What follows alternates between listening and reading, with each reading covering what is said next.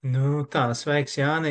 Prieks, ka esi saslēdzies ar mani. Mans vārds Lauris Bokišs, es pārstāvu biedrību Tēvi. Kopā ar mani ir Jānis Broks.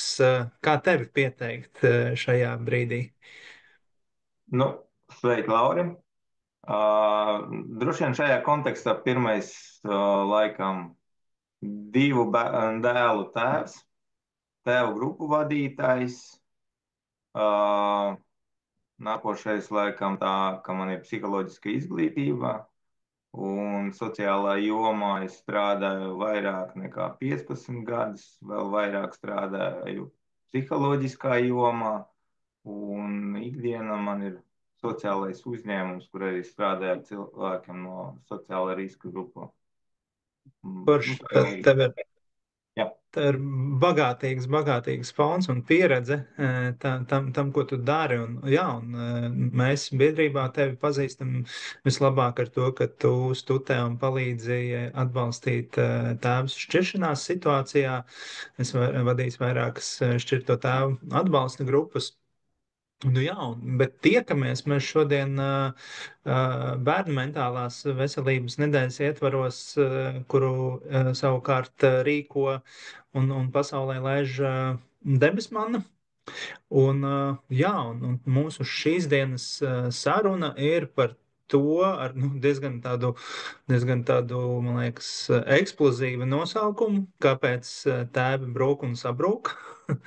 Jā, un tas, ko mēs savā pieredzē noteikti zinām, ka vīriešiem bieži vien ir daudz smagāks un grūtāks šis te šķiršanās posms un periods tad, ja viņi pirmkārt tam nav bijuši gatavi, un otrkārt, ja viņi grib būt klātesoši un palikt joprojām labās attiecībās un ciešās attiecībās ar saviem bērniem. Kā tu raksturoši šo zonu, kurā mēs tagad speram kāju? Jā, nu, šķiršanas, man liekas, nekad pa īstam nevar sagatavoties. Tā ir krīze, un tas krīze arī pat par sevi nozīmē, ka mēs izējam no kaut kādas komforta zonas. Un, protams, šajā brīdī mūsu visi dabiskie dzīvnieciskas reakcijas prasa mobilizēties un rīkoties, un nevienmēr tas iet tādā konstruktīvā veidā. Šeit, protams, vajadzīga tāds bieži vien atbalsts, skaidrība, paskaidrot, nu, tā kā apdomāties, kas īsti grūti krīzes situācijā. Mm.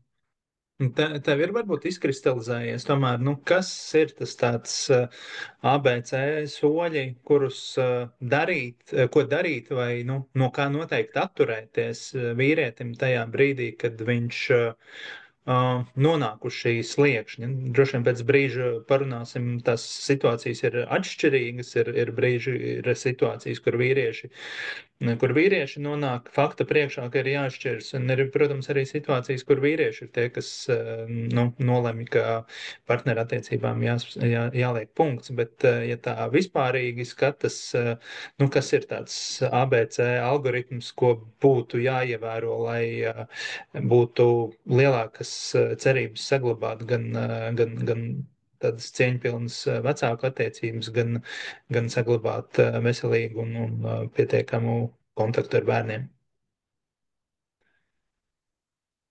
Protams, ir kaut kāds pamatpunkti. Nu, īstenībā no vienas puses ļoti banāli izklausīsies, nu, saglabāt tādu vēso prātu, censties saglabāt, izelpot, attiet drusciņu malā, jo pirmais brīdis visemocionālākais. Emocijas parasti ir spontāni un nevienmēr konstruktīvi. Tas būtu laikam tas pirmais solis. Un pēc tam jāsaprast, kas ir pa situāciju, kur mēs atrodamies, jo tas ir tā, kā vide mainījies, apstākļi mainījies un jāveido attiecības no jauna. Šeit īsti bieži vien grib cilvēkam tieši izmanto vārdu saglabāt attiecības, saglabāt ģimeni, bet drīzāk tas ir veidot no jauna. Kaut kas mainījās, un šeit vajag pa jaunam. Jaunas lomas, jaunas attiecības. Te mēs droši tu tā precīzi noraksturoji, kas bieži vien šķiet ir tā lielākā problēma. Un reizē arī, kā tavā piedāvājumā, tagad tas labi izskan, vienīgais varbūt bieži vien risinājums - veidot jaunas attiecības, bet kā lai tie cilvēki uzsāk veidot jaunas attiecības, ja viņi, nu, principā ir nonākuši šai krīzē, nu, bieži vien ar šo uzstādījumu, es ar šo cilvēku vairāk negribu neko kopīgu. Ja? Nu, Mhm. tātad viens cilvēks ir tāds, kurš ir izlēmis, nu, parasti, vai ne? Parasti viens ir retāk. Retāk abi, ka es neko vairs ar šo cilvēku negribu kopīgi. Kā mēs viņiem varam palīdzēt, pateikt, iedrošināt, ko vispār darīt, lai nu, saprastu, lai vispār pieņemtu to, ka jā, te neko nevar glābt, šīs attiecības ir beigušās, bet mums ir jāsāk jaunas attiecības, jo ir bērni. Droši vien īstenībā jāsaprot, kāds ir tas, es nezinu, nevis modelis, bet izpratne par attiecībām. Kā es to uztveru? Man ir sieva, mana sieva, nu, es tā kā no vīrieša puses saku, tad tas ir kaut kas mans. Pieder, nepieder, bet pats tas izteiciens jau paredz, ka tas kaut kas manējais. Un tad kaut kas manējais man pasūta, vai nu, kaut kas mainās, piemēram, nu, es tā kā no vīriešu pozīcijas tagad saku. Bet sieviete tāpat arī. Man ir vīrs, un kaut kas mans tagad atsakās būt ar maniem. Un pat arī, ja pats iniciators, nu, tad kaut kādā brīdī mēs ģimenes dzīvē saaugam ar tādiem sīkumiem, ko mēs īsti nepamanām ikdienā, bet pamanām tajā brīdī, kad viņi pazūd. Un dubultā grūti, kad ir bērni.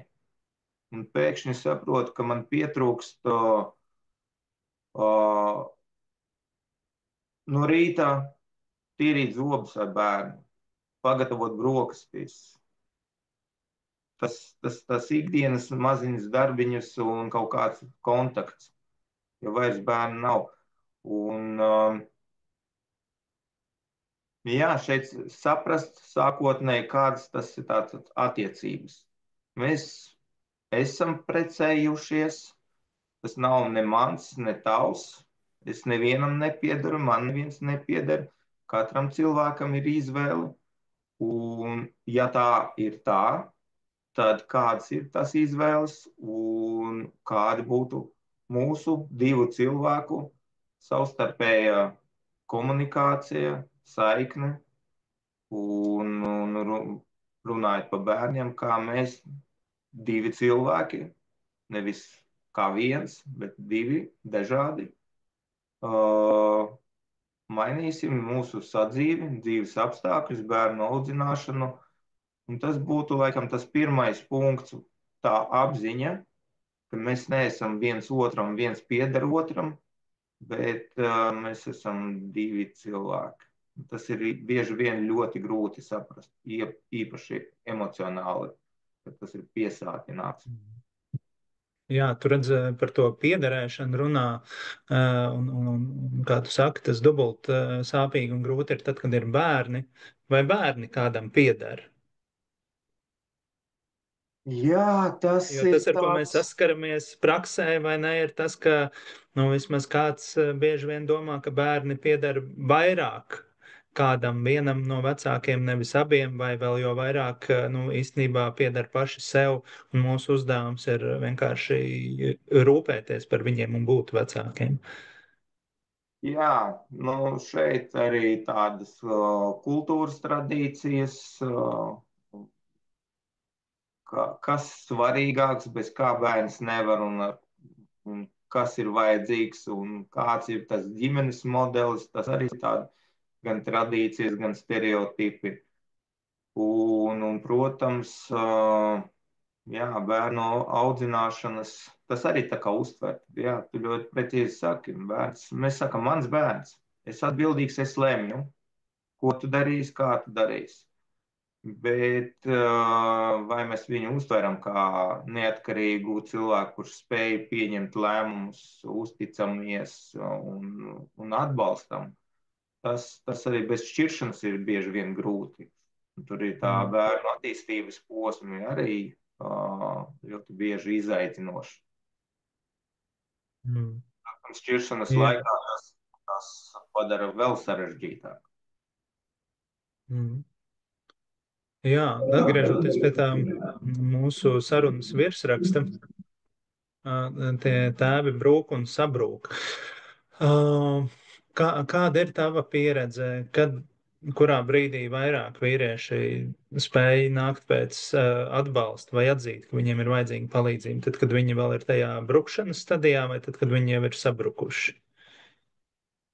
Droši vien, kad ir sabrukuši, biežāk, jo kad zūd tā pamatne zem kājām, tad pirmā reakcija laikam cīnīties, aizstāvēties, uzbrukt un bieži vien neaizņemti ar mēs aizņemti ar tādu darbību. Skaidrs, kas ir priekšā, ko vajag, kāds var būt vainīgais un cenšamies kaut ko darīt. Un tad, protams, šeit arī tāds stereotips, ka, nu, kur te es iešu, ko te es stāstīšu, džeki neraud. Un, protams, tas aiziet līdz tam brīdim, ka, nu, tiešām raudu, jā, klusām pa vienam, nevienam neatzīšos, ne grupā, nekur, bet, nu, godīgi sakot, droši vien visi kaut kā jūtam savu vājumu, un vājums tāds kā bezspēcību, drīzāk precīzāk būtu pateikt bezspēcību, un tad vairāk atklāti un gatavi saņemt un tiekties pēc atbalsta. Jā. Mm. Kas ir tās lietas, ko tu vēl varbūt, nu, esi pamanījis, redzi, kas notiek, kas notiek vīriešos un ko viņiem ir, ko mums ir visgrūtāk pašiem atzīt, kurus procesus atzīt, ka viņi ar mums notiek, kas, nu, potenciāli tad ir tas pirmais atspērienu punkts, lai mēs sāktu atlapt un gan veidot jaunas attiecības paši ar sevi, gan ar dzīvesbiedru bijušo, gan bērniem. Nu, droši vien, ja pirmais tāds pozitīvais, man liekas, tāds grupā, kad vai individuāli konsultējot, kad tēvs īstenībā apzinās, ka viņš ir pats, ka viņš var paļauties uz doto brīdi tikai uz sevi, un tad tā ir tā realitāte. Līdz šim vai nu nodarbībās, vai nu konsultācijas tēvs būs aizstāvēties aktīvs, bet tas brīdis, kad nu, tu kā izelpo un atslābst un saprot, nu, tad sanāk, ka es viens pats. Nu jā, tā sanāk. Un tad tajā brīdī viņš sāk domāt, es jau viens pats, bet es varu darīt to, un tas nav beigas. Un tad tajā brīdī tas ir realitātes pieņemšana. Jo īstenībā šķiršanas ir tas brīdis, kad bams kaut kas pamainījās. Es pēkšņi izgāju kaut kādu maģiku portālam, un izrādās, esmu citā vidē, cita realitāte, un ikdiena pilnīgi savādāk. Tas būtu tas tāds atskaites punkts, bet, lai pieņemtu to realitāti, jā, ļoti, ļoti svarīgi, lai, nu jā, saprast, kas ir manas prioritātes, kas man svarīgi, uh, mana identitāte, kas es esmu, vai es neesmu vīrs, tad kas, Mm. kādas man attiecības, būs man attiecības, nebūs tas tāds ilgs Mhm. dzīvošanas process, ka kaut ko to vajag izdzīvot. Jā, tu pieminēji to realitāti, un, nu, kur ir jāpieņem, un ar ko tu saskaries, cik daudz, kādā mērā tēvi ir līdz tam brīdim tiešām nu, apzināti bijuši šie klātesošie tēvi, vai viņi nu, parasti tiešām arī ir rūpējušies un bijuši klātesoši un pildījuši šo te tēva klātesošā, mīlošā, gādīgā, stingrā, nu vienalga kāda tēva lomu, vai Mhm. viņi vairāk ir bijuši ar šo te, nezinu, tādu pārliecību bez segumu, bieži vien, nu, kas bieži vien ir tas pārmetums, nu, teiksim, kāpēc to prasu, tāpēc, ka, nu, bieži mēs saskaramies ar to, ka vīrietim ir jāsāk pierādīt, ka viņš vispār ir spējīgs parūpēties par bērnu, kas zina vispār kaut ko par bērna rutīnu, kas zina par to, kā viņu nomierināt un tam līdzīgi. Ja? Kā tu redzi, cik daudz vīrieši, ar kuriem tev nākas saskarties, tiešām nu, ir bijuši šajā te lomā, un cik daudz ir varbūt vienkārši domājuši, jā, es taču esmu, nu kā es, nu, es esmu, jā, man ir tituls. Mhm. Mhm. Visiem ir ļoti dažādi. Ir tie tēvi, kuri zaudē, nu, viņi reāli zaudē kontroli un viņi grib atgūt to kontroli. Un tas ir jautājums par attiecībām. Nu, kādas es gribu? Es gribu būt tāds karavīra modelis. Es galvenais dodu pavēles un pārējie izpilda. Un tā tad līdz ar to man vajadzīga kontrola, un tāda arī ir. Un ir tie, kuri pilnīgi rūpējās un izpilda, gatavi palikt mājās, saimniecības vest un tā tālāk. Un tas ir ļoti dažādi. Bet tajā brīdī, kad attiecības izjūg, situācija mainās, tā sajūta, tas sāpes ļoti līdzīgas. Jā, tā psiholoģiski pareizi saucās sērošana. Es grupā varbūt neizmantoju šo vārdu, vai nu, tā kā jau vairākas reizes izskaidroju, bet tas ir skumjas par to, kas bija, skumjas par to ierastu, sakārtotu situāciju, un tā pazūd. Un bieži vien, nu ne bieži vien, bet pirmā reakcija atgūt atpakaļ. Tad es tā kā mašīnu braucu pa ceļu, un tad es sapratu, ka kaut kur nobraucu. Un es cenšos tagad atgriezties uz ceļa. Bet īstenībā tā nav tāds viens ceļš. Mēs neesam tramvajs, kurš var tā kā uz sliedēm uzlikt un atkal braukt. Šeit pilnīgi viss mainās, un situācija mainās, un jāveido tas attiecības no jauna. Jau Mhm. nevis kā ar otru pusi, kuram mēs dalām saimniecību, bet kā neatkarīgi cilvēki. Un šeit ir atslēga pat tam, kā mēs varēsim veidot saskaņotu bērnu audzināšanu. Jo nepieņemot tas otras puses prasības, diezgan grūti. Nu, faktiski nav iespējams. Mēs paliekam tādā kara stāvoklī vai segas pārvilkšanas stadijā, ne stadijā, bet nu, tādā konfliktā nepārtraukti cīņa. Un jā, priekš tēviem ļoti dažādi ir tās izējas pozīcijas, bet es arī savā grupā necenšos parādīt, kā ir pareizi. Jo tas situācijas ļoti dažādas, un katrs cilvēks unikāls, katrs bērns unikāls, katram otra pusīte unikāla, kāda apstākļi ir unikāli. Bet Bet tam tēvam saprast savu resursu un īsti, ko viņš grib. Jo pa lielam, ja es nesākšu respektēt otru pusi, ja es nesākšu respektēt bērnu un katra vajadzības, un es nerespektēšu arī savas vajadzības, man arī savas vajadzības jārespektē, jo bieži vien tēvi gatavi uz visu, lai tikties ar bērnu, ar visiem nosacījumiem, un vienā brīdī viņi saprot, ka nu, īsti tie nosacījumi es nevaru izpildīt tādi, kādi viņi ir. Vai es palikšu vienmēr vainīgs pie tā. Un kā ir arī manas vajadzības. Un tas apusējs tāds sevis pieņemšana, citu pieņemšana, tas ir tāds veselīgs ceļš veidot to mūsu realitāti apkārt. Sakārtot.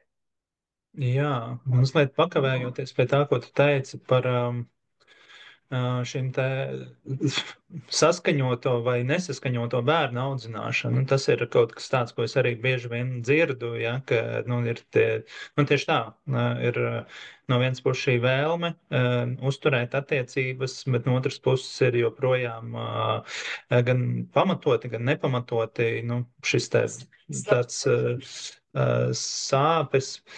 Pagaid, sekundīti. Tā, var sakot, vēlreiz pie tā man jautājuma par to, ka saskaņotība, nesaskaņotība bērnu audzināšanā,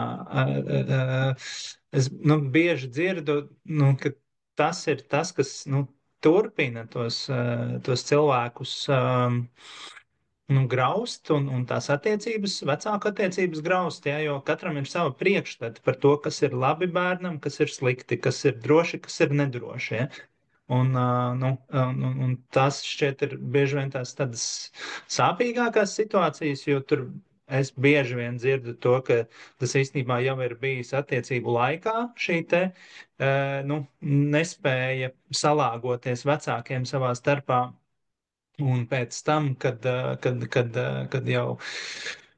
jau mēs, kad nonāk pie šķiršanās, tad tas kļūst vispār par tādu absolūtu dealbreakeru, vai ne? Ka, nē, šis te nevar, tāpēc, ka viņš rekur ļauj bērnam ar plikām kājām skriet, ļauj tur pašam tur kaut ko tur darīt, ja, un no vienas puses, no otras puses, ka mēs paskatāmies uz tiem pārmetumiem, bieži vien tas ir stāsts par to, ka tētis grib bērnu audzināt tā kā normāli, tā kā tad, kad mēs augām, ja, tad, kad varēja laist pagalmā, un tad, kad varēja ļaut saslapināties, un tad, kad bija vēl kaut kas, protams, ievērojot noteikumus, ja, un mammai savukārt ir šī te sajūta, ka, nē, ka bērnam vajag drošību, ka vajag palīdzēt viņam, ka viņu vajag glābt no katras situācijas. Un tad, protams, ja mēs skatāmies uz tādu vispārīgu uz psiholoģiju, ja tāda pāraprūpe, par to runā visi speciālisti vienā šitajā te mikrofonā, ka tas kaitē bērnam. Bet tad, kad mēs saskaramies ar šīm praktiskajām situācijām, ja, ko es arī esmu dzirdējis, kad tur bāriņtiesa vai kaut kas vērtē, ja, tad tiešām šo te tēva nevēlēšanos sniegt pāraprūpi, jā, bieži interpretē kā viņa tādu nebīžību vai nevēlēšanos vispār rūpēties par bērnu drošību, labklājību vai vēl kaut ko. Kā tu uz šo te saskaņošanos skaties un kā tu skaties kopumā uz to tādu, tiešām tādu veselīgu, autoritatīvu audzināšanas modeli, kas ir tas labākais bērnam? Jā, man nāk prātā viens tāds piemērs arī tēvs. Viņš satraucās, vai būs viss pareizi. Un varbūt no viņas bija vairāk tāda aprūpe nekā no mātes. Tu pastāstīji piemēru, bet tur varbūt otrādi mamma tā brīvāk, ej, daries un tā. Un tad tētis tāds aprūps cilvēks bija. Jā, un viņam bija piemērs, ka no rīta vajag padzerties ūdeni. Tas ir veselīgi. Glāzi ūdens no rīta jāizdzer. Un es katru rītu iedodu ūdeni, bet mamma uzskata, ka tas nav vajadzīgs. Un tas bija viens no tur 3, 4 pamatojumiem, kāpēc ka vajag cīnīties, vajag iet uz priekšu. Es viņam paprasīju, klausies, ja visu to atmetam, kā tu uzskati, viņa tā kā pret bērnu labi izturās, bērnam viss ir nodrošināts, kas ir vajadzīgs. Un viņš saka, nē, protams, viņa jau laba māte, viņa rūpēsies un visu izdarīs un neatstās. Tā kā par to es nesatraucos. Es saku, tad par ko tu uztraucies? Un tad viņš saprot, ka īsti bieži vien mums atkal gribās to, varbūt kā bija ģimenē, īsto klātbūtni, neteikšu, bet klātbūtni, ka es to redzu, ka es kaut ko arī iesaistos. Bet ja mēs apstājamies un padomājam, tagad bērns ar mammu vai ar tēti, tā kā nav svarīgi, kurā pusē. Vai es tiešām satraucos, ka kas ar viņu notiks? Kaut ko tas cilvēks nespēja izdarīt. Bieži vien tā atbilde, ka nē, viss būs kārtībā. Viss būs kārtībā. Tad ņemot to vērā, ka viss būs kārtībā, kādas attiecības mums jāveido. Un tad tajā brīdī, kad mēs pieņemam, kā es priekš bērna uz 100%, un tu priekš bērna uz 100%, tad mums īstenībā jāsarunājas tikai mums pieaugušiem. Kā mēs to laiku varam pavadīt katrs ar bērnu, ja mēs negribam viens ar otru. Kā to sadalīt? Un īsti tad sanāk, ka bērns īstenībā ir drošībā, un tas ir cīņa tikai mūsu pieaugušo starpā. Un tas palīdz izslēgt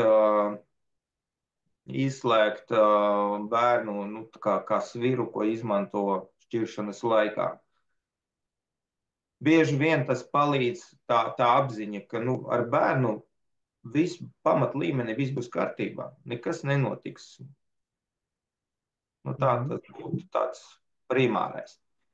Jā, tad tā varbūt vēl vispārinot šo jautājumu. Kādas vispār, tu vari raksturot, kādas ir šīs galvenās komunikācijas kļūdas, kas notiek starp partneriem bijušajiem un sāsina konfliktus? Jo, kad ir krīze, tā kā mums paaugstinās trauksme. Satrauksme, mēs kaut ko zaudējam, un mēs baidamies vēl kaut ko zaudēt. Un bieži vien tēvs, es tēvs, un es nevaru paust savu tēvišķību. Un man vajag tagad, vai regulāri, vai noteiktā laikā, bet man vajag. Bet ko domā bērns? Ja paskatīties to, mēs arī bieži vien grupā tā izmantojam kā metodi, no bērna puses.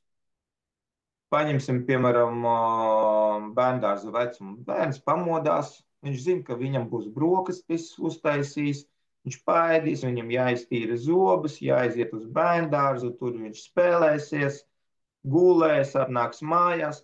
Un tā īsti bērns uztver to pasauli, kāda viņa ir, tādai viņai jābūt.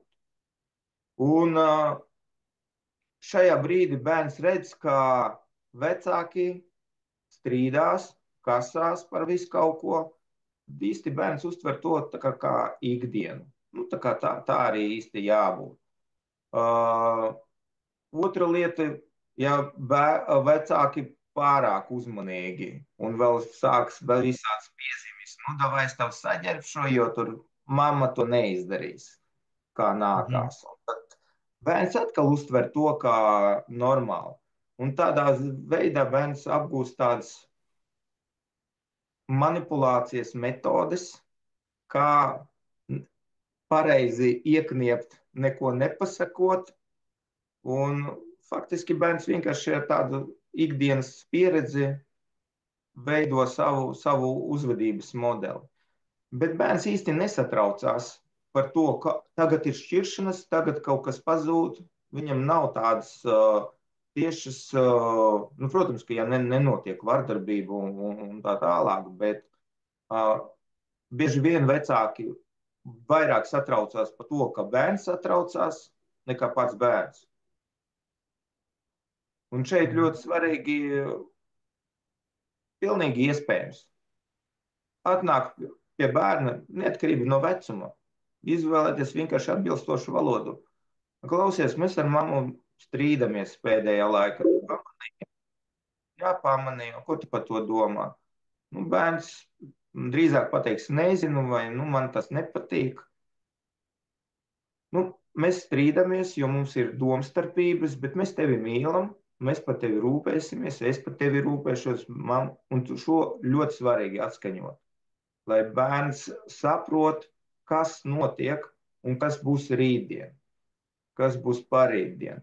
Un bieži vien mēs vecāki aizmirstam, mēs sākam domāt par tiesām, par advokātiem, vai oi, es ar bērnu tagad netikšos, jo tas viņu sāpinās.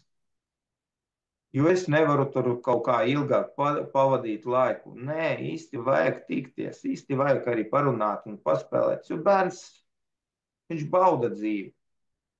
Mhm. Un bieži vien mēs sarežģījam situāciju ar mūsu domām par to, kas varētu kaitēt bērnu. Bērnam ļoti liels spēks atjaunoties, pretoties stresa situācijām. Mums ir viņu jāatbalsta un jāpalīdz, nevis veidot vēl sarežģītāku. Mhm. Tā. Es nezinu, vai atbildēju uz situāciju, uz to jautājumu. Jā,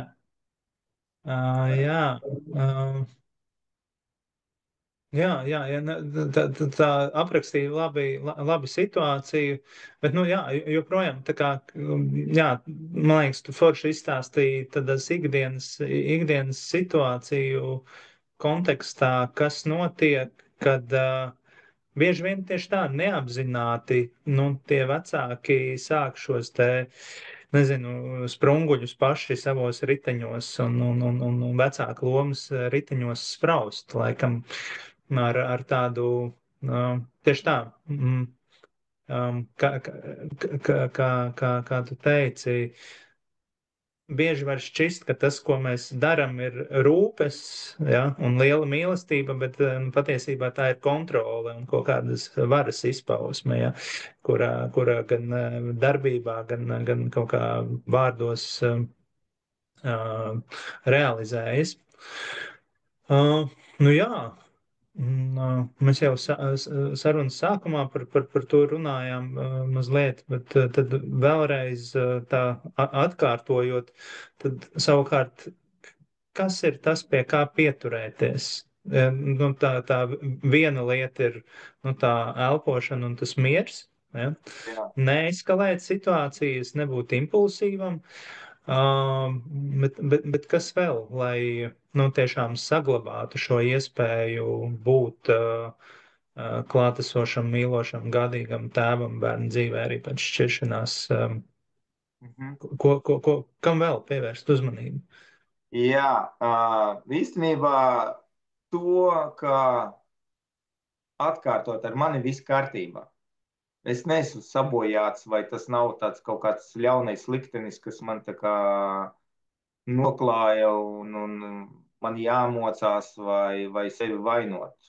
Tā realitātes pieņemšana un arī sevis pieņemšana ļoti svarīgs faktors. Jo arī vienkārši, kad arī grupā mēs apspriežam statistiku, kur ir 50% šķiršanas, un līdz ar to tāds, ja bieži vien arī tā pasaka, nu, ka ar mani nav kaut kas kārtībā, es kaut ko tur sačakarēju, kaut ko sabojāju, es ne tā visu daru, nu, tad mums 50% ir sačakarēti. Un droši vien ir tajā statistika iekļaujies otrais laulības, kuras atkal šķirti. Nu, un mūsu pieredze arī mēs piedzimam ģimenēs, kur ir šķirti. Nu, jautājums, kurš tad ir tas normālais? Ka tas Mhm. normālais nemaz nav. Ka ideāli mēs nevaram būt.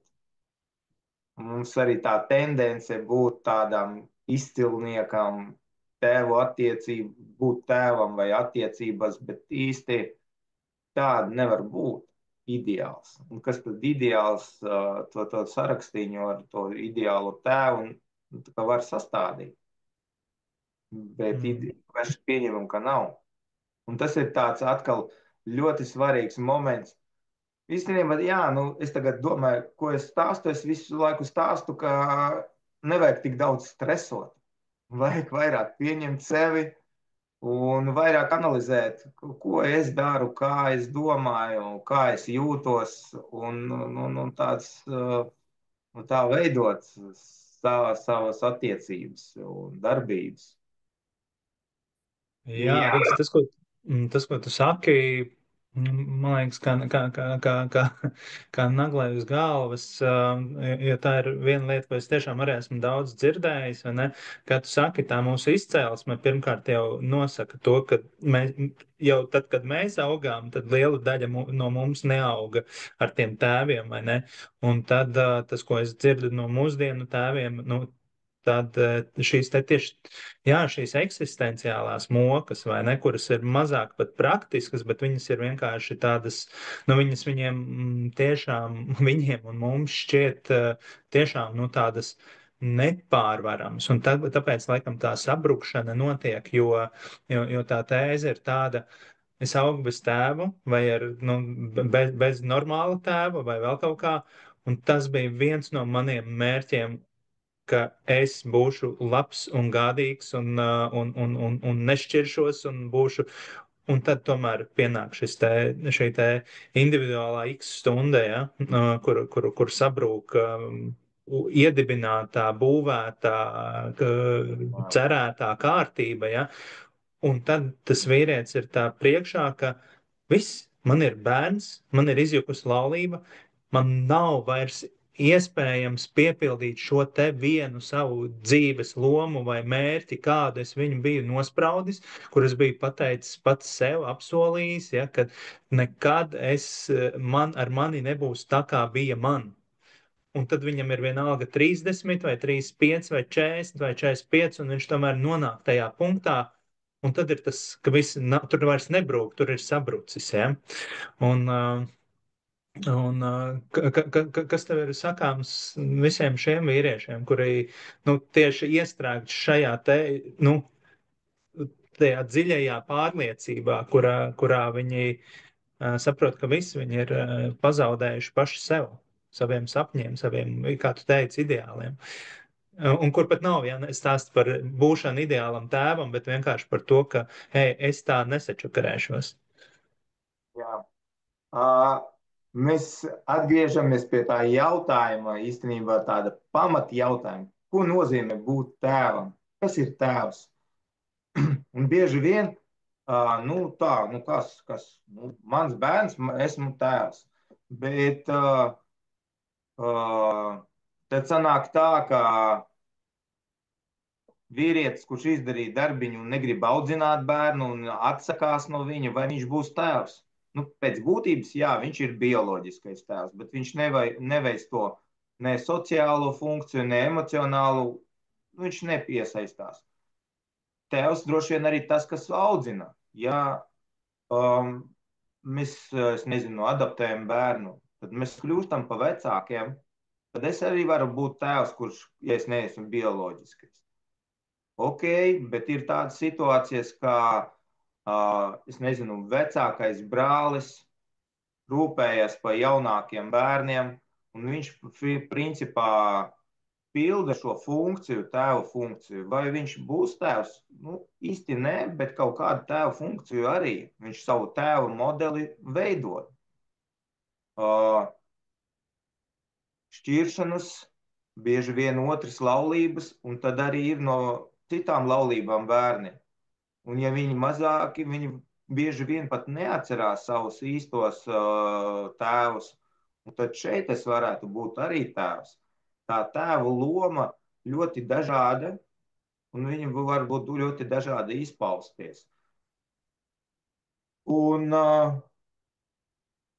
atgriežoties pie tā jautājuma, ko darīt, kad mans tāds vienīgais, es nezinu, likās, ka es tā kā mainīšu likteni un būs man tāds iesācējs tāds īstām ģimenēm, pareizām ģimenēm, un kur vienmēr mīl un vienmēr un nekad.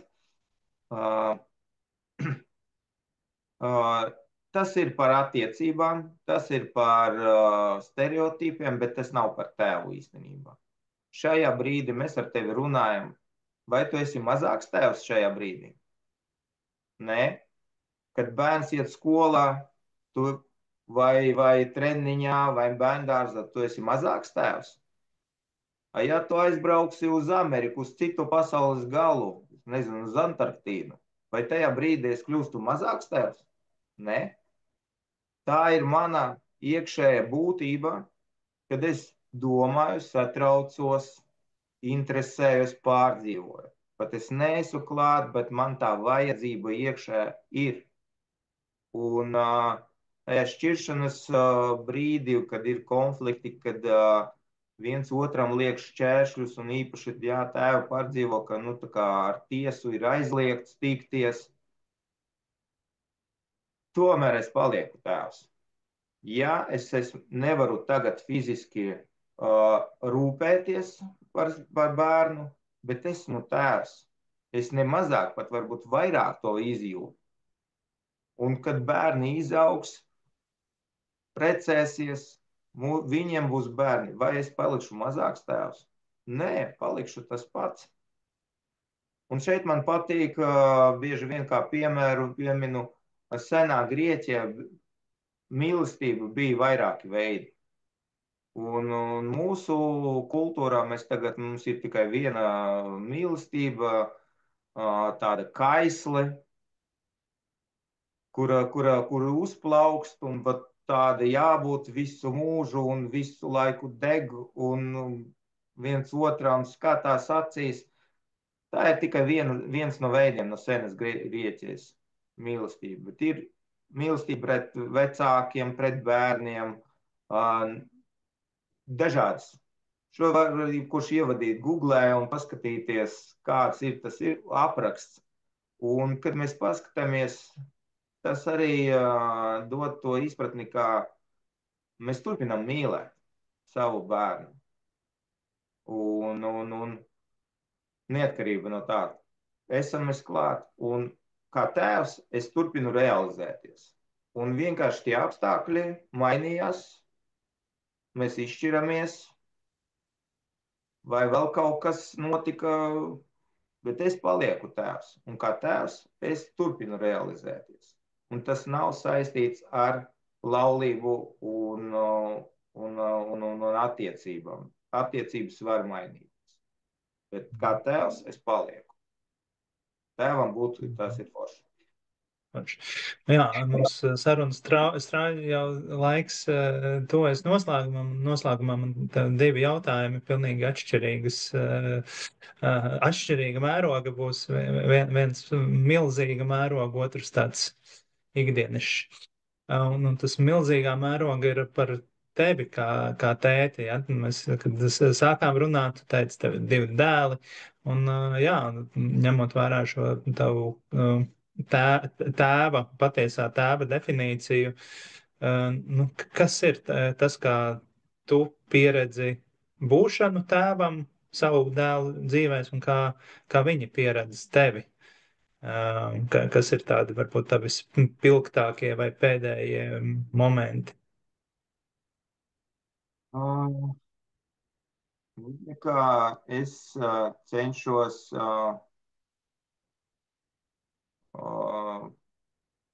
dod iespēju bērnam izmēģināt, gūt savu dzīves pieredzi. Bieži vien, jā, gribas palikt to spilventiņu, jo tu zini, ka bērns paklups un sasatīsies. Dažreiz bērns saka, nevajag, es to nedarīšu, un dažreiz jāatkāpjas un jāļauj to izdarīt. Un, protams, tāds patīkami, kad bērns, nu jā, tu taču teici, jā, tas liekas, oi, nu kāds esmu gudrs, nu kāds esmu tāds.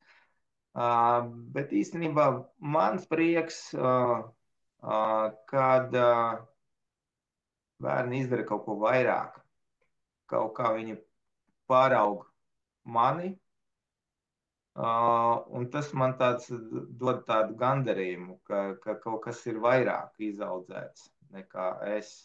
Bet es cenšos būt arī pietiekami stiprs un gudrs un neatdoties tā savas pozīcijas da jebkādā jomā. Nu, Mhm. es būšu laimīgs, kad bērns man apspēlēs šāhus, bet es nepadošos, lai trenējies, lai trenē savus muskuļus. Un tādā ziņā, jā, un es priecāšos par jebkādiem panākumiem, un es gatavs atdot īstenībā. Faktiski es uz doto brīdi man ir tāds posms, ka es gatavs nu, upurēties, tādā ziņā atdot laiku, spēkus, lai tas bērnam izdodas. Mhm. Tā. Forši. Prieks, tāda ļoti dzīva, man liekas, klātesoša, godīga atbilde.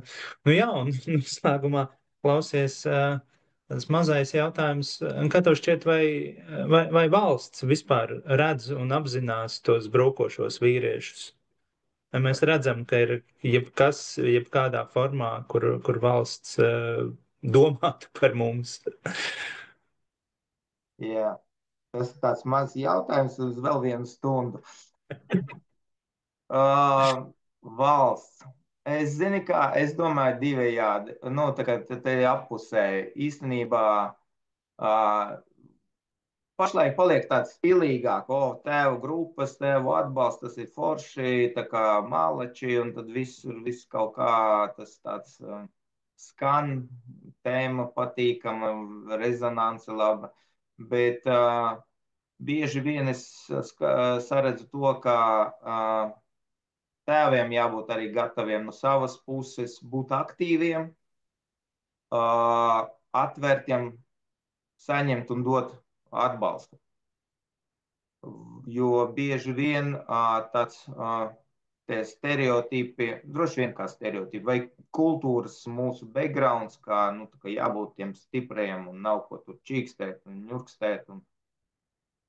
Uh, tas traucē, nu, vai kavē tās situācijas uzlabošanu, jo tad arī, ja pat valsts nāks ar to piedāvājumu un atbalstu, tad nevienmēr tas tiks paņemts, cik tēvi mums ir rosīgi.